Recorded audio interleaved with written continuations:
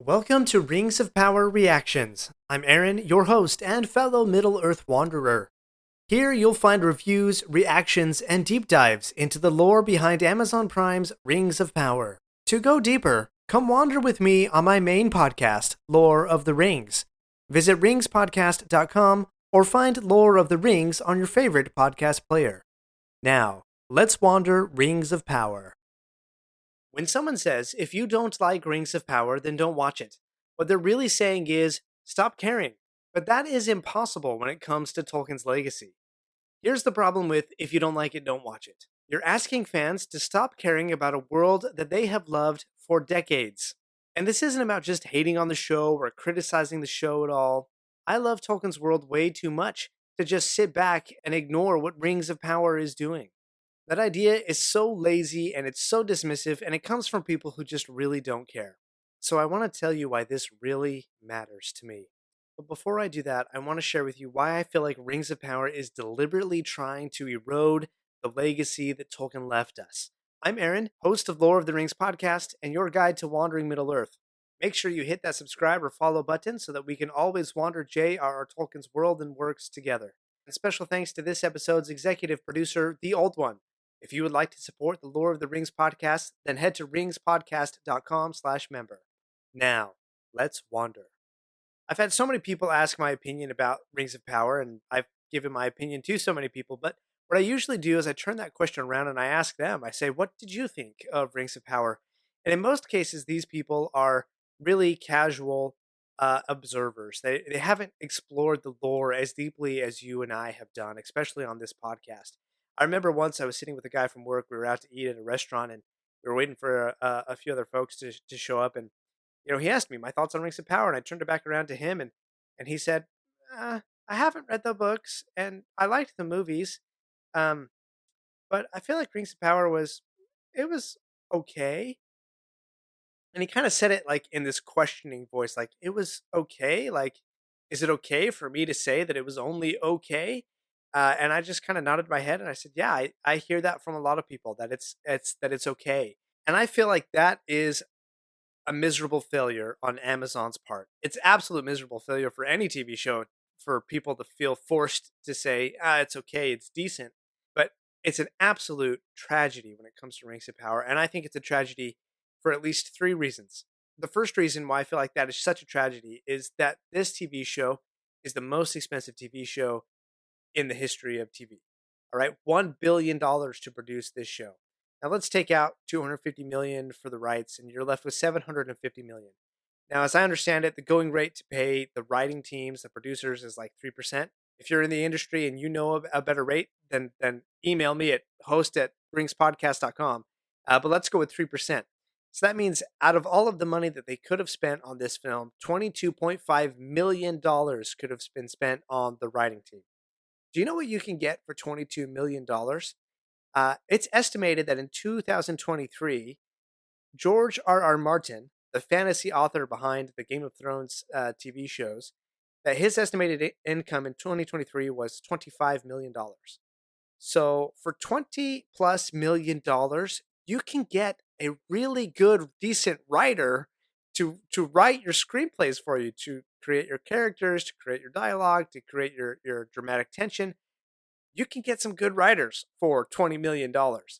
And yet somehow Amazon has figured out a way to get a really terrible, horrible story, a story that does not make sense. If you go back and listen to this podcast just a couple episodes ago, where I reviewed episode 6 and 7 of season 2, I didn't even look at Tolkien's lore. I didn't look at the writings. I didn't compare it with his characters.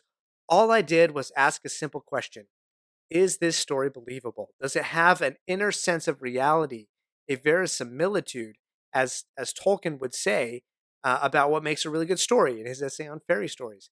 That's all. That's the simple question I asked for episodes 6 and 7, and when I reviewed those. And the clear answer was simply no. Those episodes do not have any inner consistency of reality. The story is not plausible. It's not believable. It doesn't make sense in so many cases. The characters fall flat. You've got Arondir, who is within inches of his life in one episode, and then in episode 8, he comes back and he's doing the backflipping Teenage Mutant Ninja Elf style fighting. And it's like, where's the consistency in that? Obviously, there's no consequences. Nothing's at stake here. Everything can be healed in the and just by putting a couple of rings together. There's no consequences here. Nothing is at stake.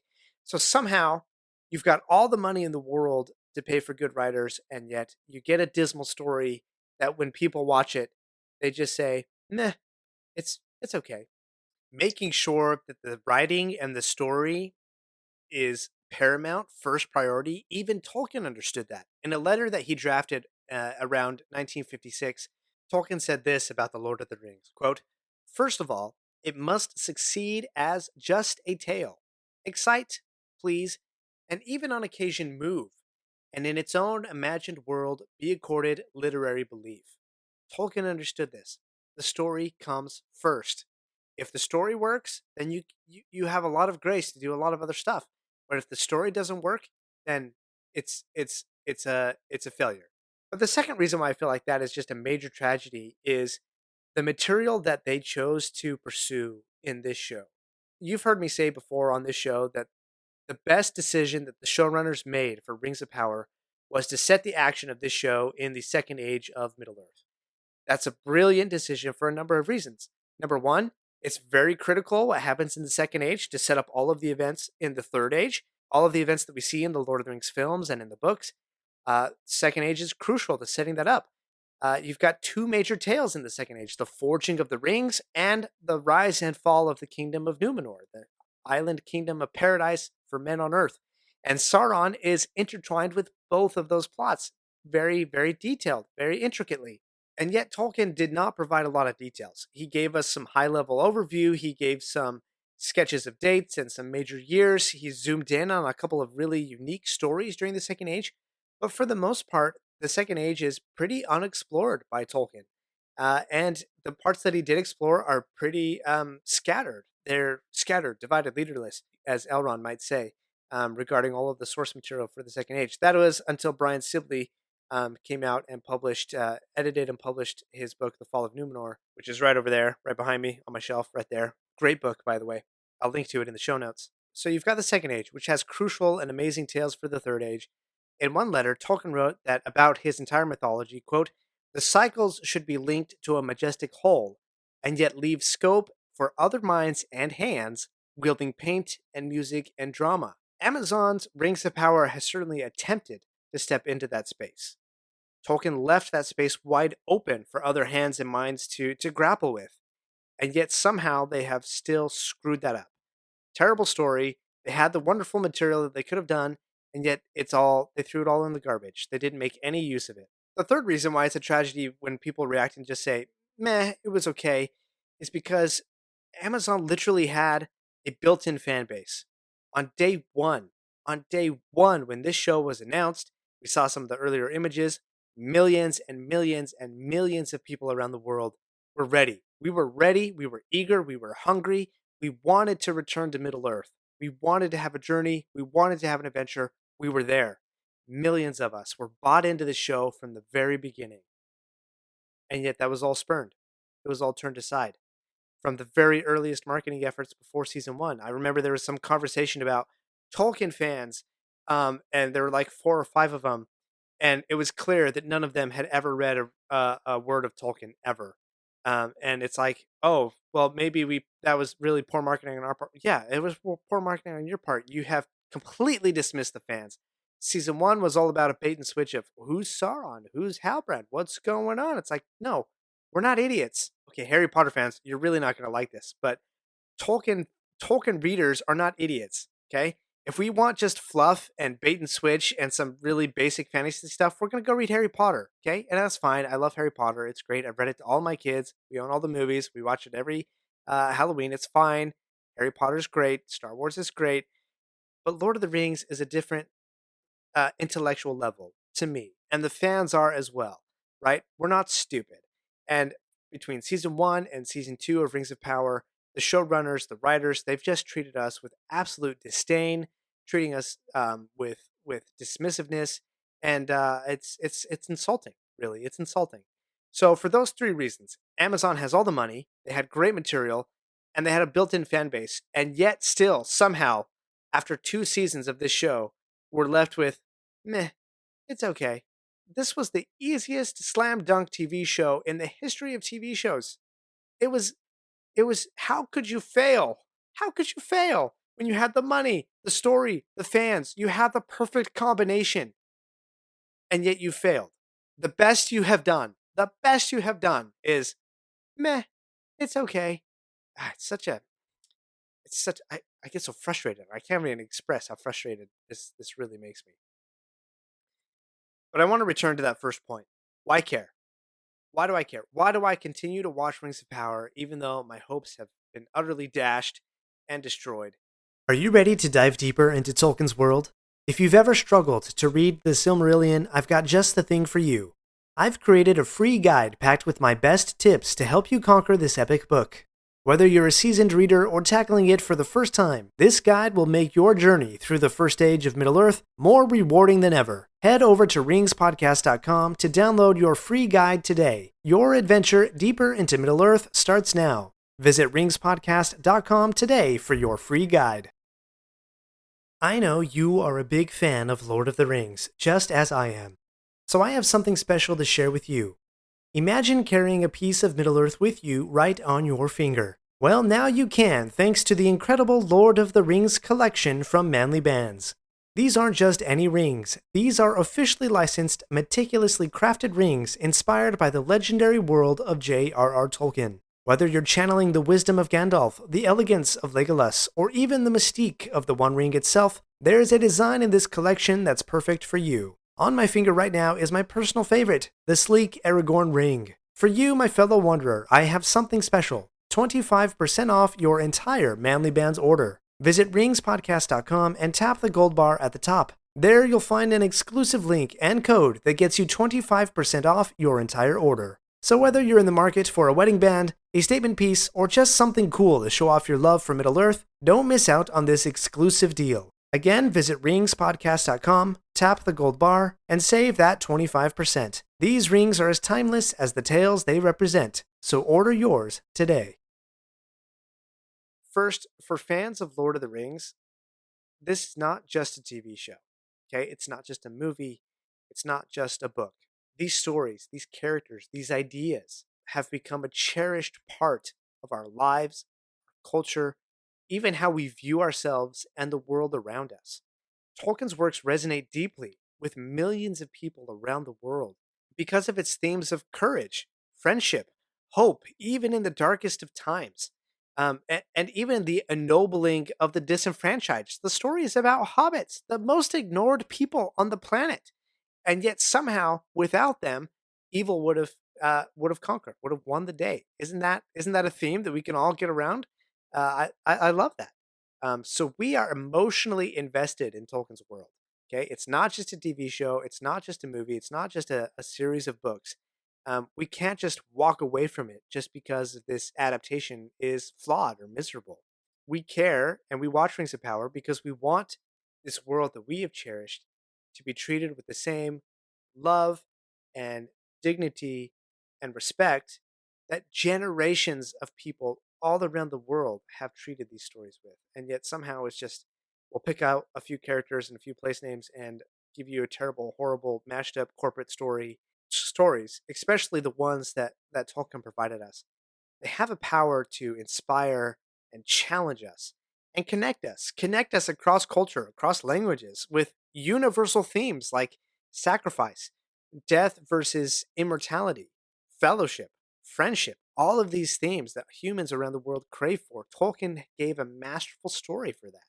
Stories have the ability to touch our hearts, challenge our minds, and connect us to ideas and experiences far beyond our own limited perceptions and experience. In particular, Tolkien stories in Middle-earth have a unique power to inspire us and to fill us with wonder. Okay, so last reason why I care about Rings of Power. Rings of Power will be the first introduction to a whole new generation of Tolkien fans. That will be their first adventure and journey into Middle-earth.